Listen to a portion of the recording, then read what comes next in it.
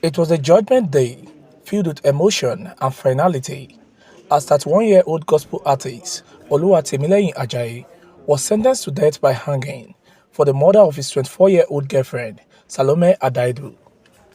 Missions made under cross-examination. For us to prove this type of offences or any criminal offences, we are expected to do two things: either to bring a direct evidence of what happened, or the confessional statement, or the circumstantial evidence. Now, in this case, even though we don't have a direct evidence of what transpired in that room, however, we were able to provide circumstantial evidence, which actually goes to show what transpired.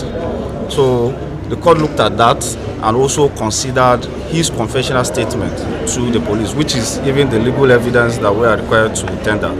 So, and then those are the basis upon which the court made this pronouncement. The court cited Section 220 and 221 of the Penal Code of Northern Nigeria, which define culpable homicide and provide for the death penalty.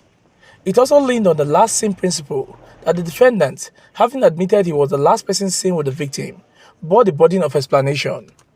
Justice Aboki described the act as premeditated and calculated and described the convict as a butcher. Well, for us from Legal Aid Council, I'm the state coordinator, the law has taken its course. Because of the peculiar nature of this case and the accelerated hearing it was given by the judiciary, we have no option. We are lawyers, we only assisted.